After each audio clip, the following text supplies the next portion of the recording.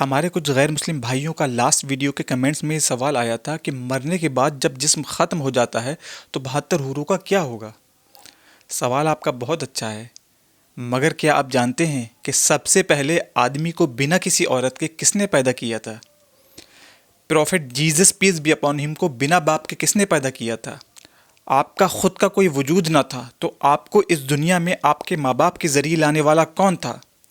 تو جس نے اس پورے سنسار کی سرشٹی کی، جس نے ہم کو بنایا، جس نے آپ کو بنایا، اس دنیا میں آنے سے پہلے جب ہمارا کوئی وجود نہ تھا، اس وقت جس سپر پاور نے ہمارا کریشن کیا، اسی سپر پاور کو کریٹر یا خالق کہا جاتا ہے، جس کو عربک لینگویج میں اللہ اور انگلش میں کریٹر یا گاڈ کہتے ہیں۔ تو جب ہمارے اس دنیا میں آنے سے پہلے وہ ہمیں پیدا کر سکتا ہے تو کیا ہمارے مرنے کے بعد وہ ہمارے جسم کو دوبارہ زندہ نہیں کر سکتا؟ قرآن میں چیپٹر نمبر 2 میں ورس نمبر 259 میں اللہ تعالیٰ ایک شخص کا ایگزامپل بیان فرماتا ہے کہ ایک نیک شخص تھا جس کا ایمان اللہ پر تو تھا، مگر اس کے دل میں یہ سوال بار بار پیدا ہوتا تھا کہ مرنے کے بعد اللہ تعالیٰ دوبارہ کیسے زندگی بخشے گا۔ بس یہی سوچتے سوچتے اس کا گزر ایک ایسی بستی سے ہوتا ہے جہاں پر سب کچھ ختم ہو چکا تھا، کسی بھی انسان کا کوئی نام و نشان نہ تھا۔ اس کے دل میں یہ خیال آیا کہ اللہ ان سب کے نشٹ ہو جانے کے بعد انہیں کیسے جیوت کرے گا۔ یہی سوچ رہا تھا کہ اللہ نے اس کو موت دے دی اور وہ 100 برس تک مردہ پڑا رہا۔ پھر اللہ نے اس کو دوبارہ زندگی بخشی اور اس سے پوچھا، بتاؤ کتنی مدت تک رہے؟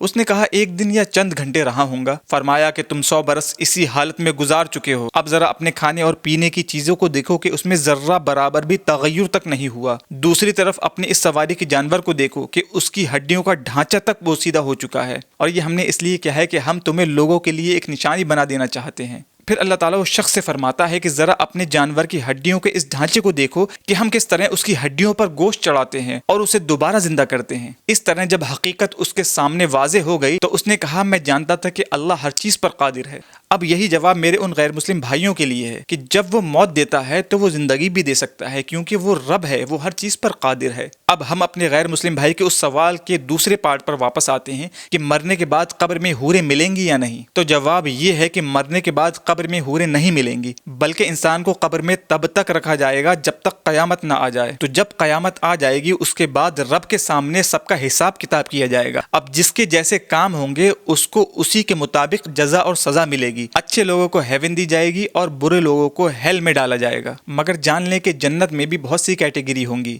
جو دنیا میں زیادہ بہتر ہوگا اس کو اسی کے حساب سے پیراڈائز میں جگہ دی جائے گی، مگر ہر کسی کو حوریں بھی نہیں ملیں گی۔ تو ہمارے غیر مسلم بھائی یہ نہ سمجھیں کہ مرنے کے بعد قبر میں حوریں ملیں گی، بلکہ حساب کتاب ہو جانے کے بعد دوبارہ زندہ کیا جائے گا۔ میرے غیر مسلم بھائی یہ تو مانتے ہوں گے کہ ان کے دھرم میں پنرجنم کا کانسیپٹ ملتا ہے، مگر ان کے دھرم کا کانسیپٹ کچھ مختلف ہے، کیونکہ یہ لوگ 7 جنم پر بلیو کرتے ہیں۔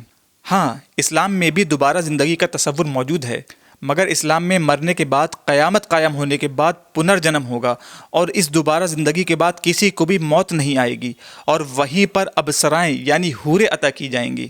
مرد کو مرد کے حساب سے اور عورت کو عورت کے حساب سے اللہ تعالیٰ سے جو بھی مانگا جائے گا وہ عطا کرے گا۔